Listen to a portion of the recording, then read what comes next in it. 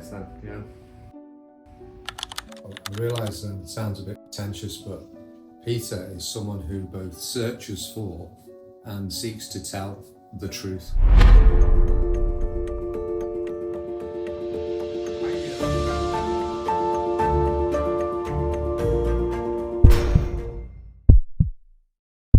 That's the last line of Lord of the Flies by William Goldman.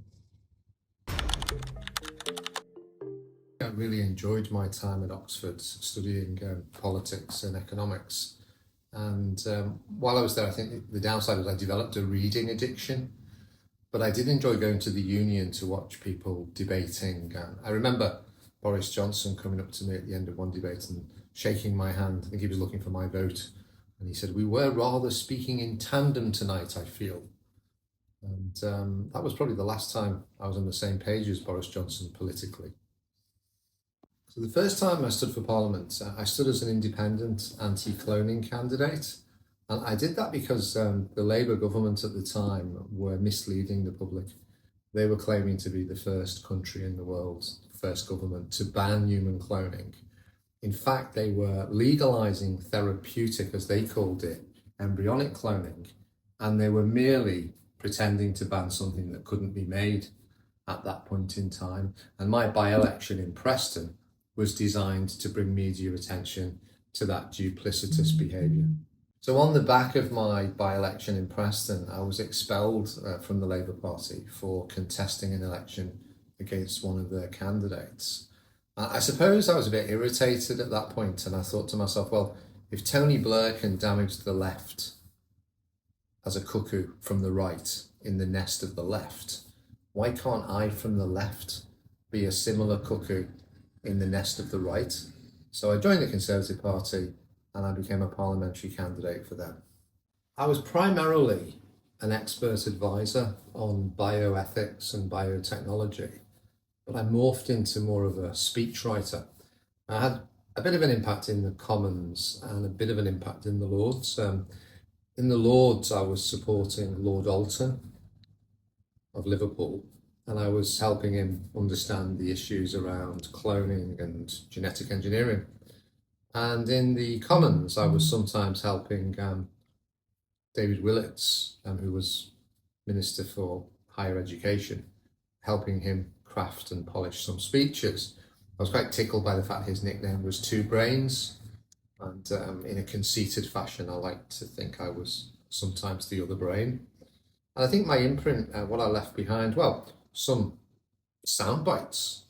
I remember the government was arguing that cloning was therapeutic, and my rebuttal to that was no, it's technological cannibalism. And that caused a furious response from Yvette Cooper, who was the minister in charge at the time. Strange things can happen when you're in the foothills of politics. I was in California. I was actually giving a lecture in Seattle, and somebody said, if you come to San Diego tomorrow, that's quite the journey. You can meet with a guy called Tom, who's a film producer. So I went to meet Tom, and he said, "Oh, it's good that you've come. We don't know anyone in England, and Mel Gibson wants to raise some prints and advertising money for this film, The Passion of the Christ. And apparently you know quite a lot of Christian wannabe do-gooder philanthropic multimillionaires." So I ended up helping Mel Gibson to organise. I actually went to Wardour Street and did a private screening, and I did the talk before the screening and Mel did the Q&A. And then I actually flew the film. Bruce Davey from Icon allowed me to have the film a year early, and I flew it to the Mears residence in Dublin, and I showed it to some friends of a multi-millionaire entrepreneur called Garrett Kelleher. And in response to that, he was very, very supportive in my political funding over the next few years. I wouldn't say I made a big impact in politics using that money and other money. More of a splash, more of a belly flop, really. So I stood for the Conservatives. I kind of feel a bit ashamed, but it was 2005 general election. Michael Howard was in charge, and I was the candidate for Liverpool West Derby. My agent was a guy called Jake Berry, who later became, I think, Minister for the North, and maybe he was even a cabinet minister. But at the time, he was inept. He didn't even know how to file the documents to put the candidates onto the ballot properly. I made a big mistake. I felt really sorry for Ian Duncan Smith because he'd been knifed in the back and his election was stolen from him and fought by Michael Howard. So I invited him up to Liverpool and organised a day for him, visiting places like Zoe's place and going on local radio, talk about controversial issues like red light districts. And I got 2 reprimanding phone calls. I think one was from the head of candidates and one was from a deputy chairman of the party. And I was told that I'd behaved disgracefully.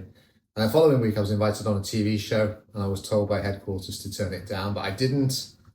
And just after the election, they invited me down to London and Chris Grayling took great pleasure in saying, "We're throwing you off the candidates list, goodbye." So Carl Jung gave me some perspective here. When you go to Carl Jung and you say, "We've been promoted," he will always say, "Oh, sit down, we'll get through this together." When you say to Carl Jung, "We've been fired," he'll always say, "Let's throw a party." So my expulsion from the footlights of British politics was bittersweet. New beginnings, an opportunity to go and live in France. And I'm very much a fan of Homo Ludens, man, the game player. So I used to play poker in the casino in France. I was reading many chess books, trying to understand strategy at a deeper, better level, puzzling over why I'd been so bad, so inept at politics.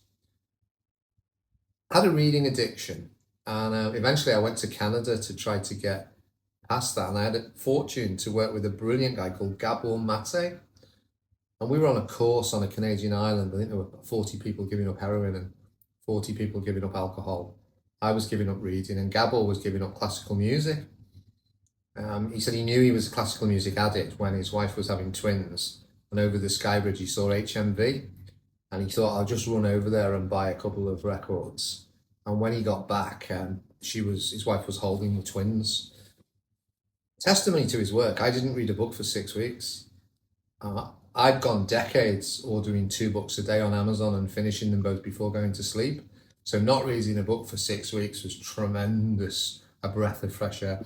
If I summed up my life, I'd say I should have read less and danced more. So having been expelled from the Labour Party and kicked off the Conservative Party candidates list, I started to think maybe I'm not a joiner. Maybe I don't do well in organisations. And then the hat trick, the BBC banned me. It's quite an interesting story because I was travelling down to do a debate with Christopher Reeve, Superman. He was arguing in favour of embryonic stem cells and I was arguing that it was an illegitimate use. And I got a call from the producer who knew I'd already got 3/4 of the way to the studio. He said, "I'm terribly sorry, Peter, and I don't quite know how to tell you this, but we can't have you on the programme." And I said, "Oh, well, that's a bit of a blow. Can you tell me why?" And he said, "No." But later that week, a friend of mine who worked for the BBC World Service, I think I'll leave his name out for now, he said, "Congratulations, there's a memo come across my desk. Because you've upset Lord Winston on the Today programme, and because you've done nothing but slag Tony Blair off over the cloning issue, the BBC have put a memo out to say you're not to be invited onto any programmes at all. Well done, Peter." I think for many years I was more comfortable inside games and books than around people. I think people were incalculably deep. What's that phrase? Depth sounding unto depth. I wasn't really ready for that. I'd had quite a traumatic childhood. My dad was away at sea. My mum was drinking a lot. And I dived into reading as a narcotic, as a way to not deal with emotions. So later, my grade playing level in poker or in chess was a lot higher than my playing level in politics, because politics contains people and they're too complex for me to analyse. It also contains dark, dark, dark forces, and I couldn't navigate past those forces. They're overwhelming. So I played poker semi-professionally for 18 months, claim to fame, finished 16th in the British and 10th in the Spanish Championship. And then I became more interested in numerology. Cards, yes, but cartomancy. And I realised that I needed to spend more time in my non-logical mind to balance all these A-level syllabuses I was absorbing. And I started to offer my services as a tarot reader. And I really fell in love with the architecture of the archetypes. I really fell in love with the gematria of the numerology. And the layouts, linear or non-linear, can take people to a profoundly deeper weave than the day-to-day life of the BBC as they deceive. I do regret that my education weaponized my use of language, and I wasn't disciplined or intelligent enough to disambiguate contexts. So about 2 years ago, I was playing in a mixed doubles match. Well, it was a doubles match. One of my sons was helping me on one side of the tennis net, and two of my sons were on the other side. And the two on the other side were much more skilled than we were. But I knew I could disrupt them psychologically by using invective and aggression, verbal aggression. And we managed to win the tennis match, but I reduced my own children to a pile of blubber. And I thought, wow, that's what my education was designed to make me do. It was designed to make me look at any target and destroy it. That can't be the future.